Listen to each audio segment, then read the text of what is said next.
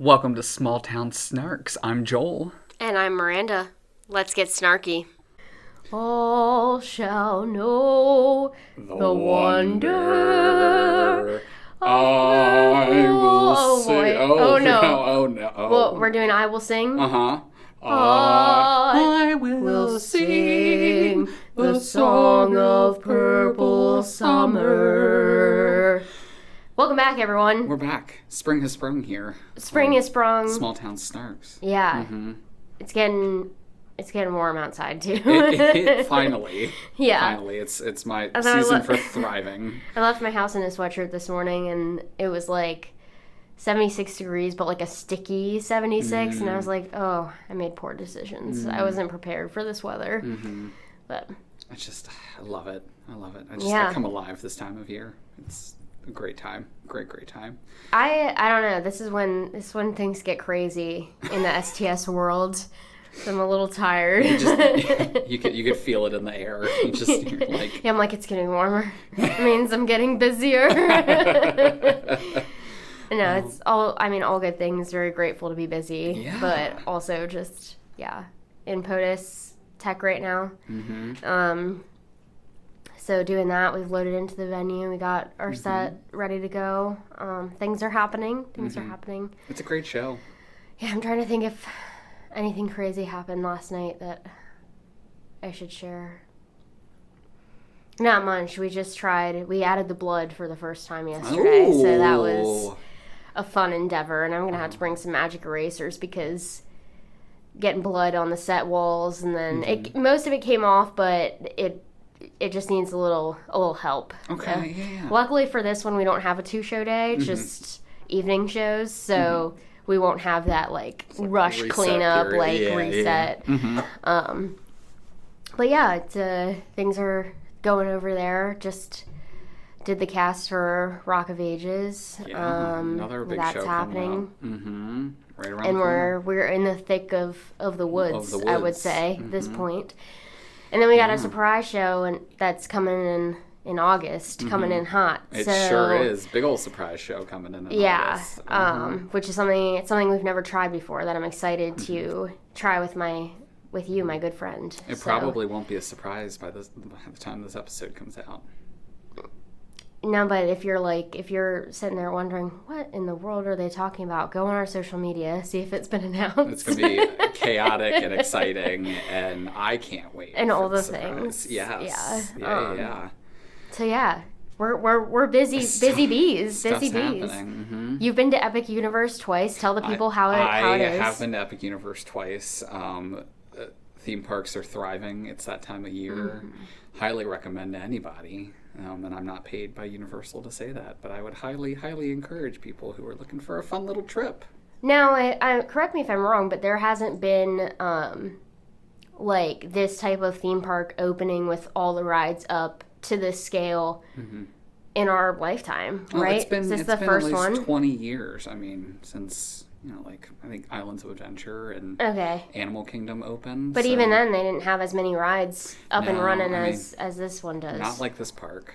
So yeah, it's redefining the way theme parks exist, and it's super exciting. I love it. Very excited. If you're into theater, go check out some of these theme parks because I think that's where I caught my bug. But I think that's kind of why you got the bug as well. Yeah, there's the connection between theme park people and theater people is very, very, very close. Yes, people just love a good creative story and fun themed entertainment. I'm like, immerse me. Exactly. Throw me in there, see what happens. Yes. Yeah. I'm not a good one with haunted houses, but I have done them. So one day I'll get out to Halloween Horror Nights and we'll see how that goes. There you go. Yeah. I just love a good theme. Yeah. Lots of activities. You love a themed drink more than anyone I know. I do love a good themed beverage. Yeah. That is true. Yeah. Yeah. So you'll have a great old time at POTUS where we have themed beverages. Yes. Some themed cocktails. Yeah. Yeah. Well, we got to dive into Spring Awakening. Dive back into Spring Awakening. We're diving back in. Yeah. We have I broke my toe. We loaded a U-Haul. We're at the space now. We are. Things are happening. This was like the tech week of fascinating situations. Yeah, it was. Like, when I think back on it, overall, there are some tech weeks from hell that we still talk about. This wasn't a tech week from hell. No. It was just a weird one. Yeah, I mean, I think my favorite, what made this tech week so, I don't want to say easy, because it definitely wasn't per se an easy tech week, but what made it smooth was that the load-in process was very similar to what we did for Heather's. I mean, the set, like we talked about, was almost identical. I mean, we were using the same type of platform. We definitely had more trees than we did in Heather's. But it was a very similar like load-in process, and on top of that, the cast, it was a smaller cast too. So, but there were definitely more mechanics with this show as far as like trying to get desks on stage, and like trying to get things to move, making sure our green spiked trees ended up on the right color spike, and Oh, by the way, when I was moving out furniture for POTUS, I did look at the trees, and there was one. There was one that had a red spike tape around the bottom of it. And which that one I'll hopefully leave forever. It's a great story. It is. But yeah, for those of you who are familiar with the art center, one of the struggles I had with spiking out the desks is there's this metal plate that's almost directly center on the art center stage. It's like downstage center. And every time I'm trying to spike out these desks, and I'm like, the foot of the desk can't be on this plate, because if it is, it'll wobble. And, for people who are familiar with Spring Awakening, the guys in our production, they did stand on the desks and the chairs. They jumped off the desks. They jumped off the chairs. We couldn't have it wobbling. So I spiked it basically as close to that plate as I could get, but not quite on the plate. And I remember telling them, like, if you're a little bit off, it's actually really bad. So I need you to be, like, on the spike, because if you end up on this plate, you could get hurt. Yeah.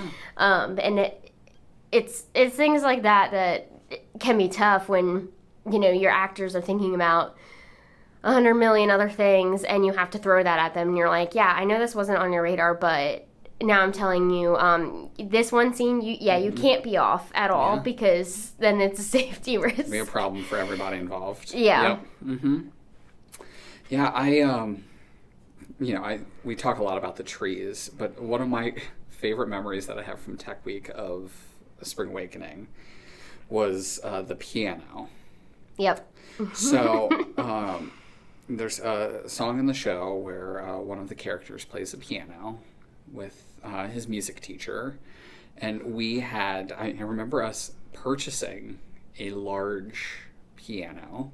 I remember us going to pick up said piano from somebody's house. Twice. We picked it up twice? Yes. Oh, you must not remember this. No, I just remember the one time going into that person's house. What was... our stage manager, or not stage manager, production assistant, I can't remember their exact title, but they had ordered the U-Haul in advance for the piano. So you and Dakota went to the person's house, and me and Eric went to go get the U-Haul, and we were going to drive it over to the house. And you guys were sitting out with the piano, and this was supposed to be an after-hours pickup. We could not pick up the U-Haul because it was under this other person's name, and we didn't have their ID, and they weren't there.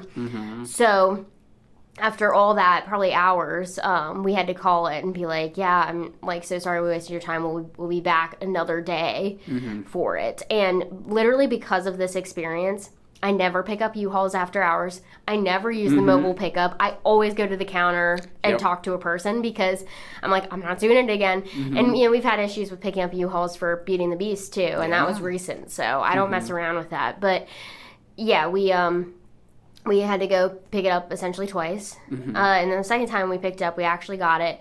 It was so heavy. So heavy. And it was honestly just kind of like rolling around in the back of the U-Haul. Like, we tied it to the best of our ability, but it wasn't great. We drove it straight over to the rehearsal space. Got it into the space. Now, luckily, with that rehearsal space, we were kind of able to back the U-Haul up and, like, put the ramp right by the entrance to the space, which helped. But we got it in there. I remember one day my mom was like, our plan was to gut it. The piano didn't need to work. We really just needed a shell of a piano. So we were going to take out all the heavy parts, essentially, because we didn't need them.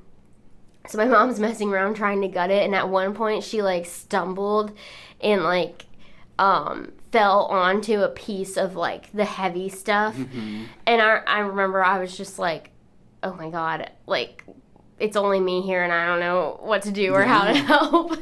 And luckily she was fine, but she was like, if I would have landed right there, I would have been impaled. And it was like an inch off, and I was like, let's not. Let's wait till some other people get here who, you know, can be here in case of emergency. But we did end up figuring it out, and she was very helpful with that process. But yes, we had a shell of a piano, and the shell was still heavy. It was still really heavy. Yeah. I remember trying to, I remember the process of trying to make it lighter.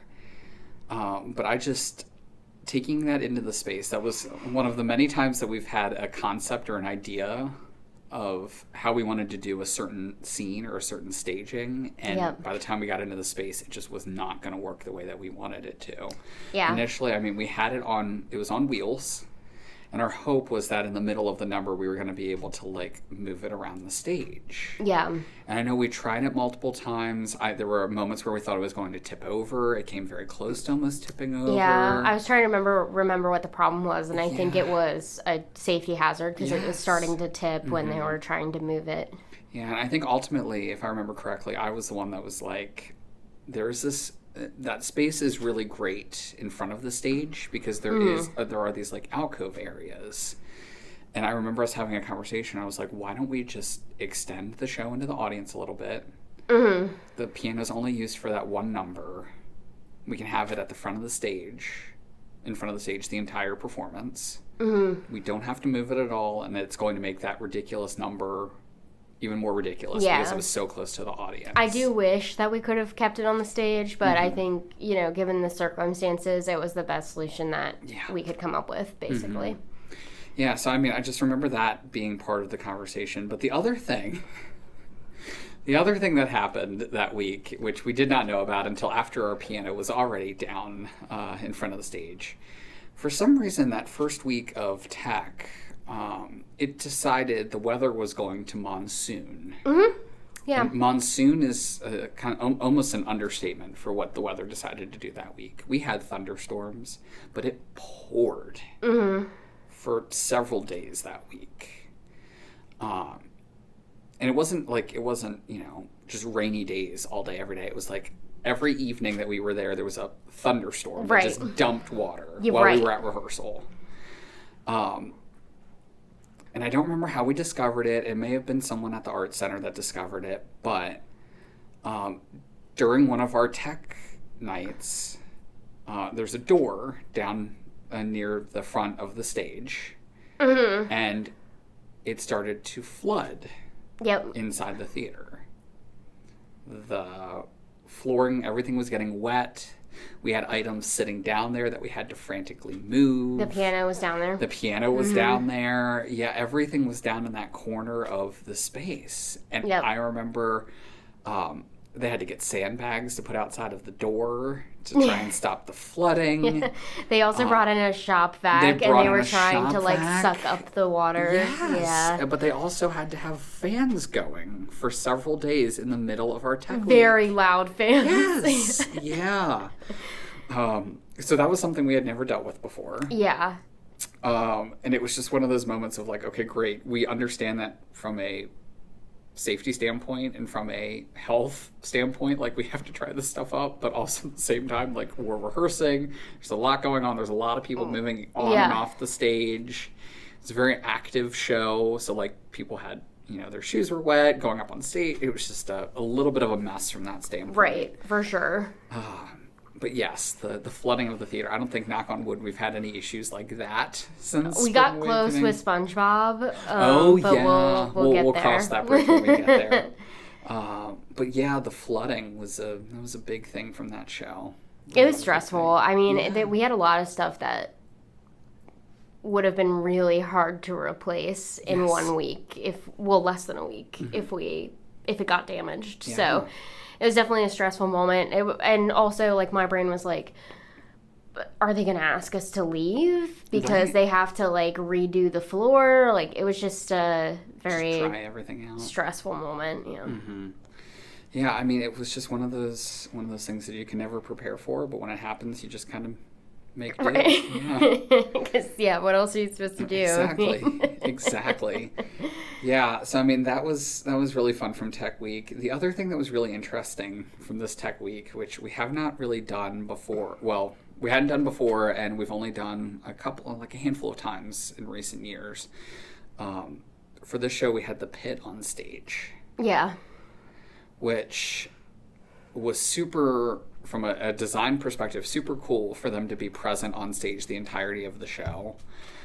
It came with its own set of challenges of just making sure people were not taking anything away from the performance by being on stage the entire time.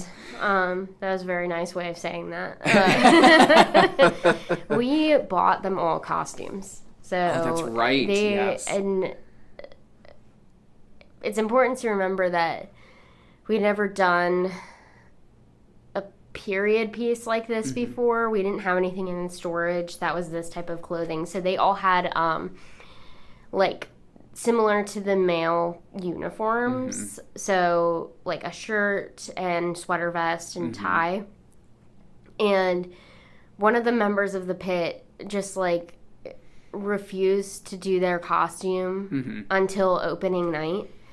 And I was like, you're killing me, because I'd be watching the show and it looks gorgeous and they're performing so great. And then I look up and there's this man standing there with a baseball cap on the stage. Yeah. And I'm like, you're killing me right now.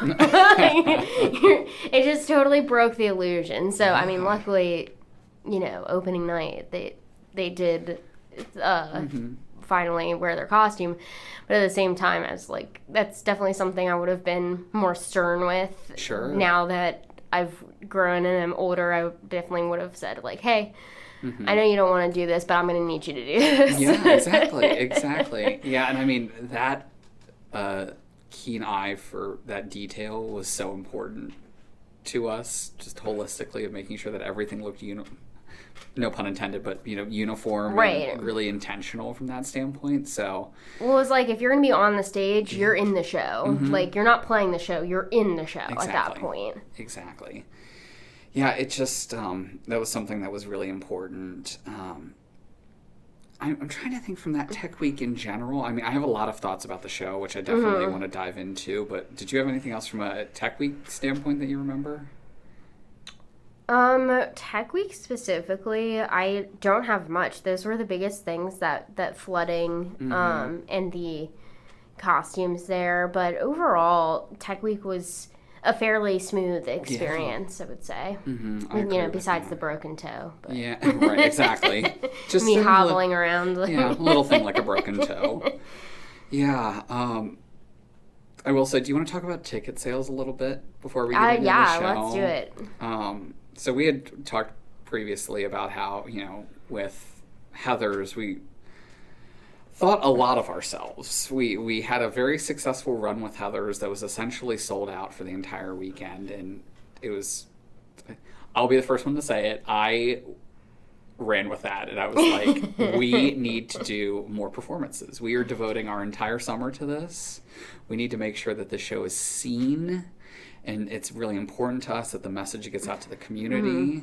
But what I learned very quickly is that does not equate to ticket sales at the end of the day. Right. So, I mean, we described this a bit, but this was, our first show. We did 6 performances, if I remember correctly. Yeah, I think it was 6. 6 or 8 performances. Like, it was a lot of performances.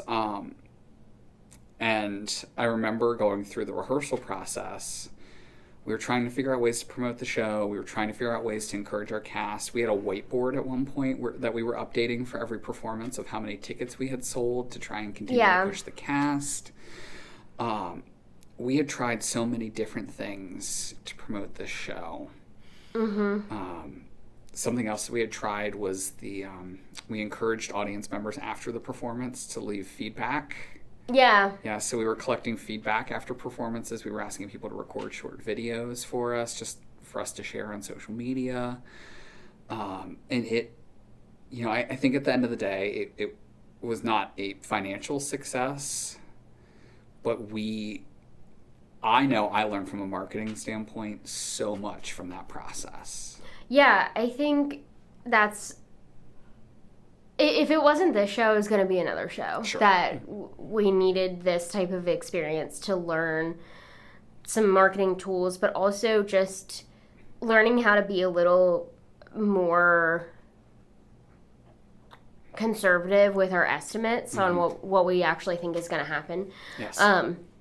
And this is still something that we struggle with to this day. It's something we talk about a lot. Like, I'll just use Pippin as an example. We had a plan where if we sold enough tickets, we were going to add a fourth show. But we were going to wait a certain amount of time to see how tickets were selling. And we were both pretty confident that we would have to add this additional performance. Yeah. But we didn't sell enough to warrant that additional performance, so we didn't do it. But that was a show just recently that we were wrong on in terms of estimating sales. So... it's really tough, and when you're into theater, when you love theater, I feel it's almost harder to estimate sales, because the shows that you love and you want to see are very different than the shows that the community is going to be interested in. So with Spring Awakening, something that does great in New York, that doesn't necessarily translate to Carroll County. Exactly. Exactly. And it wasn't mainstream like Grease, and it didn't have the cult following that Heathers did. So it was something that, we thought we were drawing in this community. We were super excited about it. We were like, 6 performances. And we realized very quickly, this draw isn't really because it's us. I mean, we were a brand new company, basically. It's because of the shows we're picking. Yeah. And that was definitely a little bit of a hard moment, because, I've said for a long time at this point, we've had conversations about this, how do we get to the point where people are coming out because Small Town Stars is doing another show and they don't, give a crap what the title is. Yeah.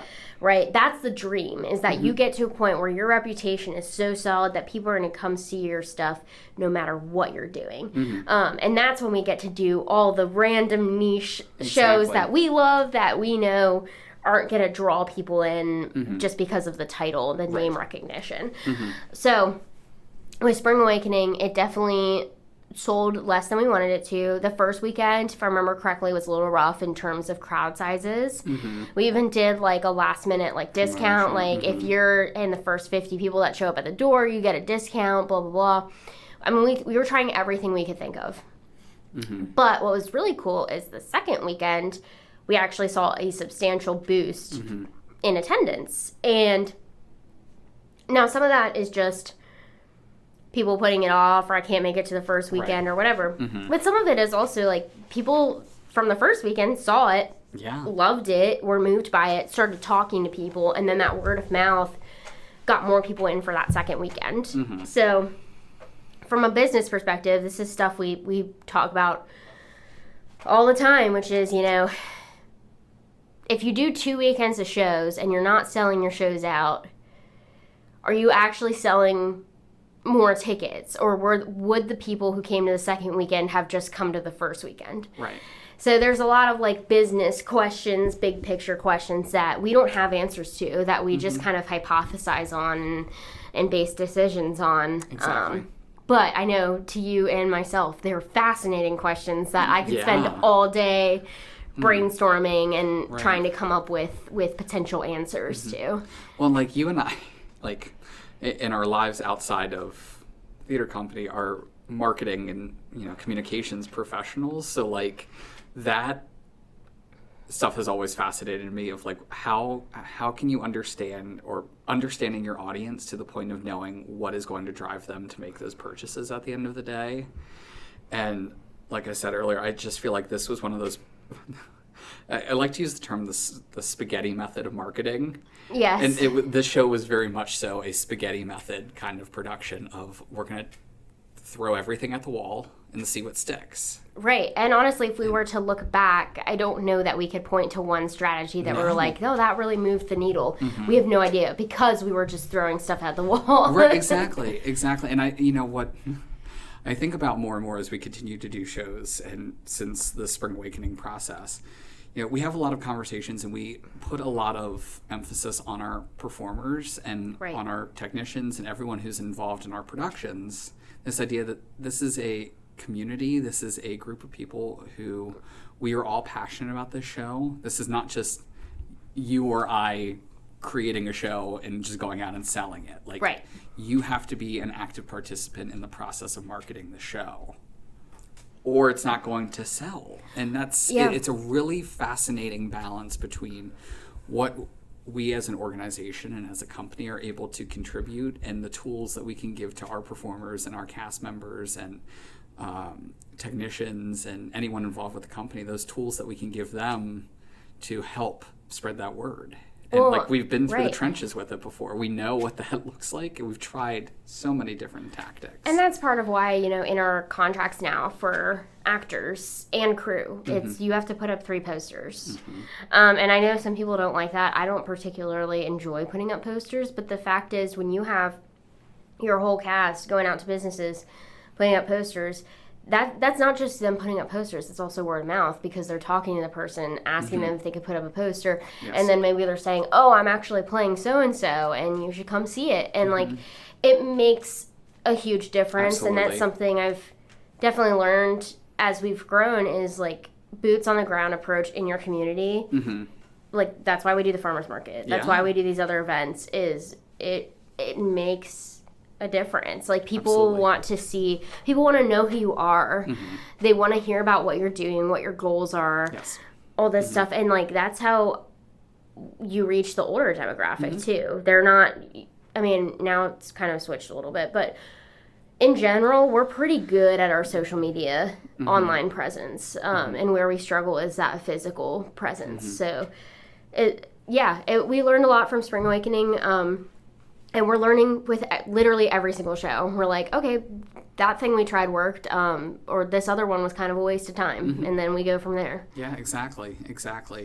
It's it was definitely a learning process, but there are still things that I think about to this day from the Spring Awakening process that are actively in our decision making for marketing for every production that we do. And I think that's so important to highlight is that we've been through this process before. We know what works. We're always looking for more opportunities and new things to try. But when we emphasize things like that, it's because we know. We've been through it. We know from this particular process and everything following it. And I think one of the hardest things for me too has been when your show opens, in terms of marketing, you're really just getting started. Yes. And that's the hardest thing is, you feel like, oh, I did it. Mm-hmm. My baby's grown up. I'm watching the show perform. My work here is done type thing. But actually it's, no, you're just getting started because you have to promote the crap out of this through the entire run, whatever length that may be. Exactly. And that was something we learned with Spring Awakening, too, is okay, first weekend didn't go well. How do we change the game for the second weekend? Yes. Yeah. Mm-hmm. Yeah. It's a great learning opportunity. Really, really great learning opportunity. For sure. For sure. Well, would you like to transition and talk about the show itself? Oh, yeah. I would love to. I just want to say I think about the show often. We talk about what we refer to as our passion projects and the shows that we are really engaged in and things that we've always wanted to direct. And I knew Spring Awakening was a big one for you. Yeah, definitely. But I think about this show a lot because it really was this beautiful blend between your vision and want and your willingness to take my concepts and some of my ideas and throw those against the wall. And we just tried so many things and it turned into this really beautiful production. Yeah. Really, really beautiful production. Yeah. We were trying, things with lighting that we had never tried before. We were moving trees to create more dynamic spaces on stage. We were, we talked about like the black lights and like that type of stuff that we were using. I think back on this production and the performances of the show very, very fondly from the standpoint of like it was a really beautiful show. Yeah, artistically it was definitely a very rewarding experience. And also, I would say a lot of our audience, this was probably their first experience with the material too. So that was kind of nice because, I mean, it was similar to Heather's in the way that, like, yes, people have some expectations when they're coming in, but not in the way that they do with Grease of, like, they've seen it 5 times, they expect certain choreography, blocking styles. We could kind of play around with whatever we wanted. Exactly. And I will say, like, from a learning standpoint, I got fixated on having hay bales, and that was not the right call. Yes. Because for the intimacy moment at the end of Act 1, they were supposed to be in a hayloft, and I was like, we need hay bales, and we couldn't get actual hay bales, so we ended up doing coolers and, like, wrapped them in, like, material that looked like hay.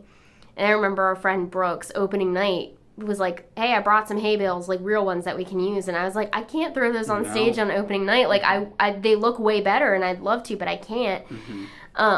And it was just one of those things that it wasn't worth the trouble it became, and I definitely, like, should have cut them, but, you know, hindsight. You know, at the end of the day, I think about that moment in this show, the staging of that with the fake hay bales, you know, kind of all the way down stage, and, like, using the trees as, like, a way to kind of cover up the scene was really unique, and really just, it was such an intentional way of telling and sharing that moment, and, like, letting it be the delicate moment that it deserves to be. Yeah. Well, and another tangent I don't think I mentioned last episode was when the Art Center found out what show we were doing, they asked me how we were going to handle that scene. And I wasn't anticipating that. I was just like, what do you mean? This is a well-respected work from Broadway. But, you know, they had every right to, because my parents had actually seen a different production in the community years ago. And they just had, like a lot of nudity that wasn't even the people being intimate. There's naked people standing on the side of the stage singing, which is an interesting choice. Sure. And it was a very small theater too, so that it's like kind of like uncomfortable for the wrong reasons. Like, you should be uncomfortable during that scene, but not necessarily because someone who is naked is standing 1 foot away from you. Right. So they asked me how I was going to handle the scene, and I was like, look, you know, we're going to handle it respectfully. We're putting rated R warnings on it, and there's not going to be any nudity, which is what we did. And I do believe we handled it in a way that allowed the story to be told, but wasn't so in your face that it would turn people away from the moment. Yes. So, I mean, in general, I think we balance each other out pretty well in this category, because in general, I like to go a little bit further than you do, and you kind of, like, rein it in. And I think for this particular scene, it was exactly what it needed to be. Something funny with it is when Eric was the preacher. So he was facing out to the audience, and all the kids at this point were blocking the sex scene and were facing upstage. So they were all facing Eric, and Eric's facing out to the audience.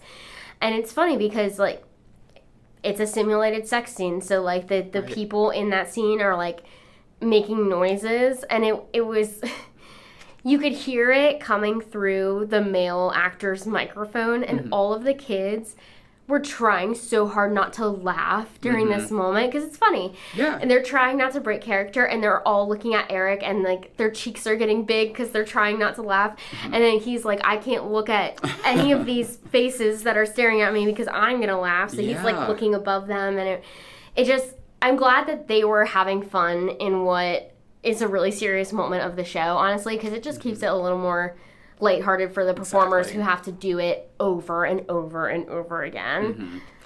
Yeah, and I just to go back on the comment that you made in reference to like how we balance each other out. My mindset, and people that have worked with me before can attest to the statement that you made. And my mindset is always that like their audiences are very, very smart.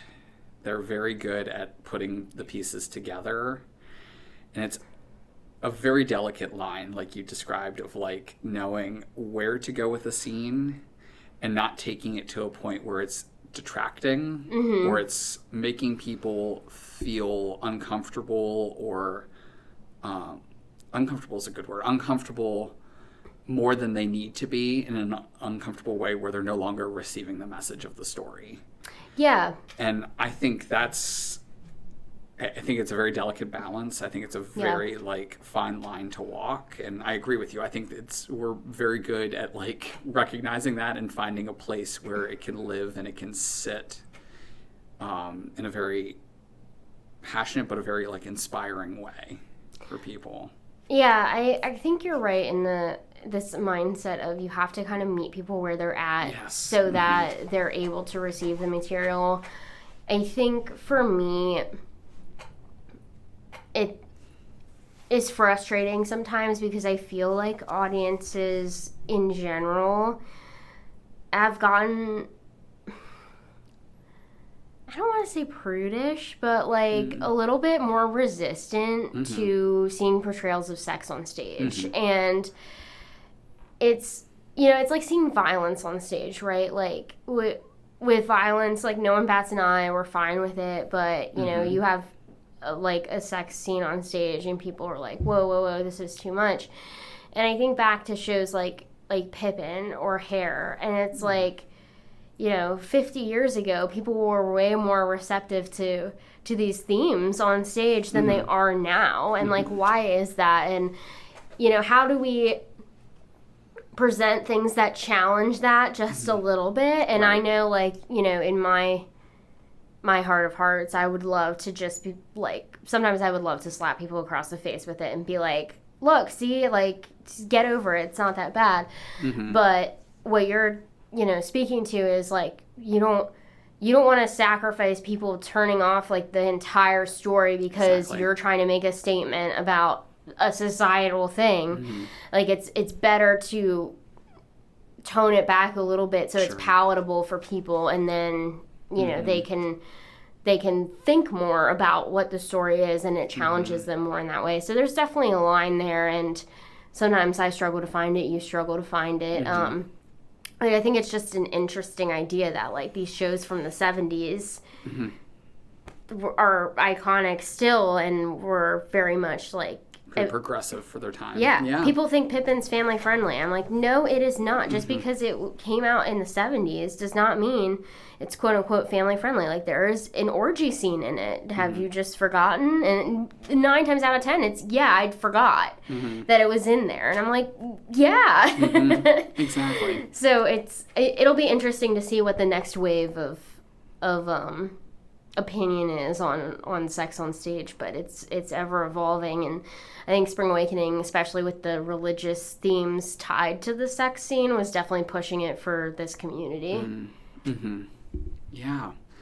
I think that was such an integral, it is an integral piece to the story. So like you said, I think we found a way to tell the story that was push the audience to think beyond kind of their general mindset, but it was also tolerable to not encourage them to just get up and walk out. Get up and walk out, right?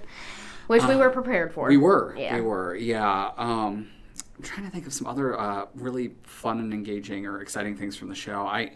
One thing I do remember from this production, so I was stage managing at the time, and I was calling the show. And the show had a lot of light cues. There were a lot of set cues. There were a lot of things going on. And I remember we had someone on TAC and this person, incredible person, really, really good at what they do, really good at making sure that things are happening on time. And one of my favorite memories from the run of the show was performing at the Arts Center. Mm-hmm.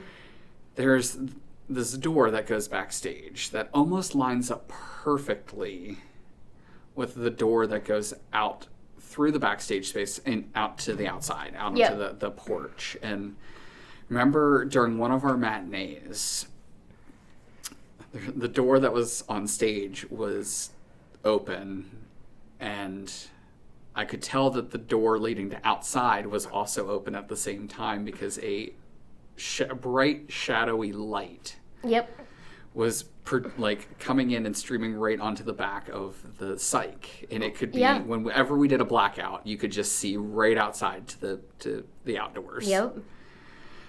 So I remember trying to let them know that there was a light coming in, and they were very adamant that there was no light coming in. And I just remember saying, I hear what you're saying. This was in the midst of a show. Yeah. I was like, I hear what you're saying, but I'm sitting in the front of, I'm in the back of the house, and I could see this light coming in. So we spent probably a good 20 to 30 seconds. It felt like 5 minutes, but it was very, very quick, trying to say, okay, this light is coming on stage. I need somebody to go and figure out where it's coming from, and we need to fix it. So that was one of those things that I had never thought, like, in the run of a show I'd have to deal with, but it still makes me laugh to this day. Their walkie etiquette still cracks me up. And this is nothing against this particular person. Like, for instance, I just took away your libretto privileges. Yeah. You're erasing my libretto because I am a very visual director, and I like to draw pictures. And it's not like I'm drawing random pictures of things, but I just sketch out, blocking in my mind, and it becomes very detailed. It does. I recently referred to myself as the Doctor Strange of directing because I see 1,000 possibilities in my mind, and sometimes I just have to sketch them out. I've seen a lot of those sketches. Yeah, exactly. You've probably seen all 1,000 of them. If you found time during Tech Week to erase said librettos, this wouldn't be an issue. But here's the thing. You're always too busy. I'm always too busy. Yes. And it's just easier to not give you one. So, but anyway, I use that example to say, like, just because someone is maybe, like, lacking in one particular area doesn't mean we don't like them or respect them. But this person also with the walkie, they were in charge of getting flowers into the building. So, like, we did flower sales for Spring Awakening, which is cool because it was very, like, nature-themed show. Mm-hmm. And we would be in the middle of the show. Like, the show is running. Yes. Uh-huh. And this person would go on the walkie, and you're trying to call cues, okay? And this person would go, Joel, we sold 42 flowers. Mm-hmm. In the middle of the show.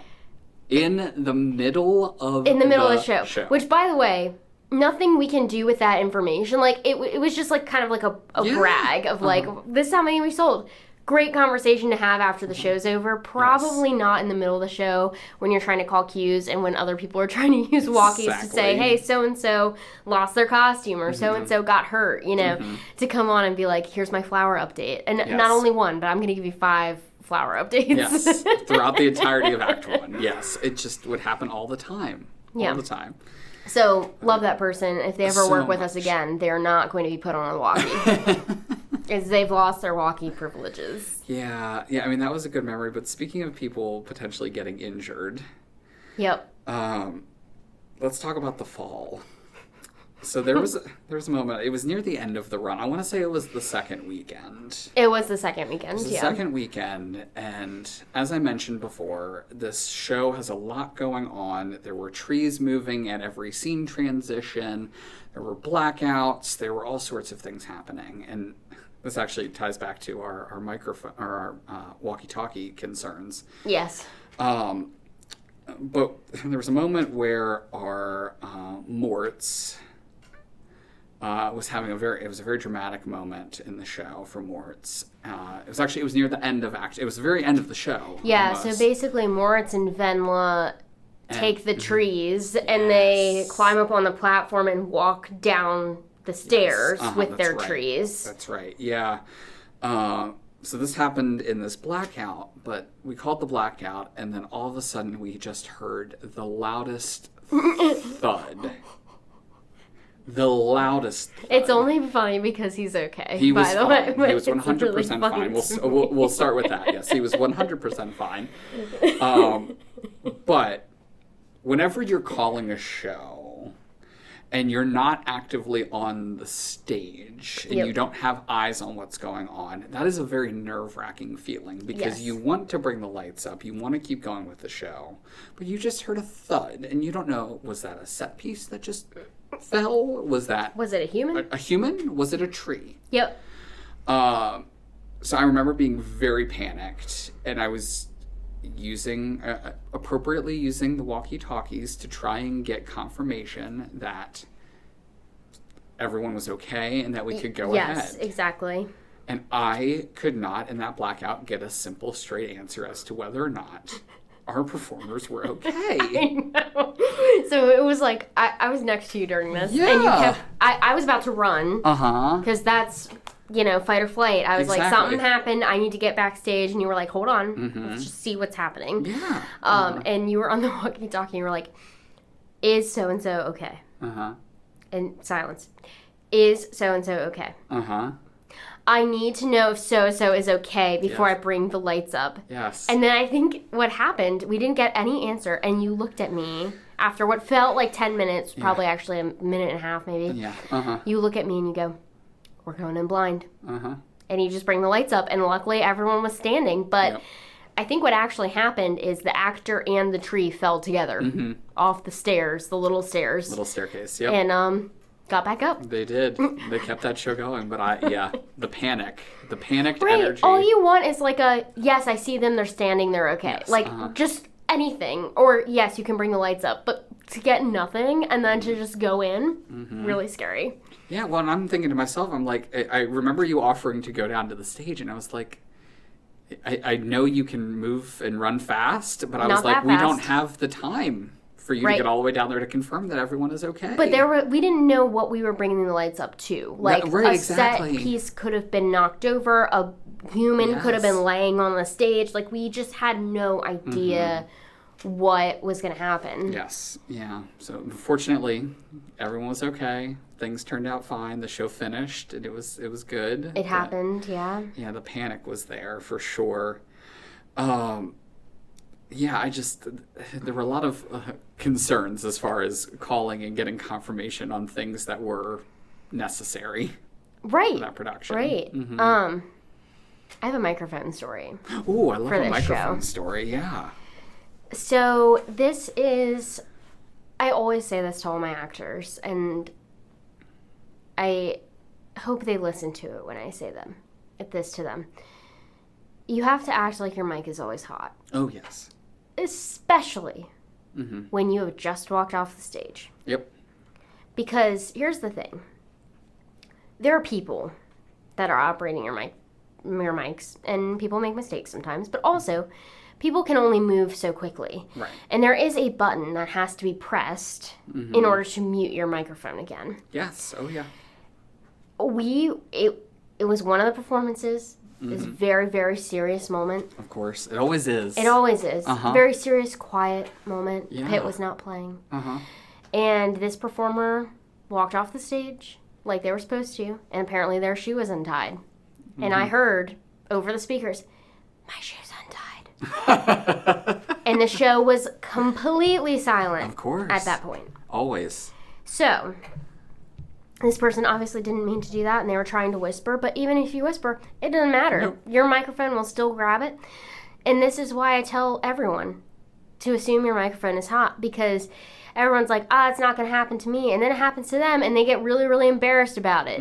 So don't let it happen to you. Yes. Just don't. Just don't talk backstage. It's that simple. And the one time I was backstage, I was backstage for Games of Foot, but we didn't have mics. But for Avenue Q, I saw people just chatting to each other, and I was like, and I knew because I was backstage, I was like, this is probably them on their best behavior. Oh, yeah. Oh, yes. So just don't. It's not worth it. No. And I tell you what, when you're looking at a row of microphones, sometimes you hit the wrong one to unmute. Exactly. Or mute. So, like, random person 20 who hasn't been on stage in 15 minutes might randomly get unmuted for a split second. You just got to be careful. You never know. You never know. Exactly. Yeah. Everyone wants a mic until they have a mic, and then it sucks to have a mic. Well, and they're usually not the ones that end up having to manage and operate the mics, which is also always a, part of the problem. Having to be in that position. I love and hate microphones. Yeah, and that's why we also love our sound people. Yes. Because it is not an easy job. It's the worst job. It is. Mm-hmm. Yeah. Mm-hmm. Yeah, I really, one thing I really wanted to touch on, we talked about this briefly, but for this production we did have an alternate. Yes. For the very final performance, which is the first documented time that someone split a role. Yeah. Will not be the last. Nope. And it definitely will not be the most urgent version of the story. We'll get boy. there. Couple of shows. But that process, I know we talked about it briefly, but it was so fascinating to watch. Yeah. So interesting to watch how that both performers brought such a great energy to their role, and they were so good about creating characters, but it just felt like watching a completely different show. Yeah. In the best possible way. It did. It was really cool getting to see how even one character can shift a show. Yeah. And also, I don't remember if we made them their own costume or if they shared a costume. Oh no, they had a different costume. They had a different costume. They did, yeah. Yeah, so that's something to think about with alternates and understudies is it's a big ask on your team. Yeah. And our costumer made an additional costume because we had made this decision to have an alternate. Mm-hmm. But it was a really cool experience, and I'm very glad that we did it and we got to have both of those women involved. Mm-hmm. Yeah, and I will say, our next show on the horizon is Legally Blonde, and I feel like this inspiration of having an alternate really played into the role of Aaron Schultz quite a bit, if I remember correctly. So I'm excited to talk about that process. But as someone who, this about me, anyone that works on shows with me knows that I'm a big fan of character work and discovering, what your character brings to the table and how everyone interprets material differently.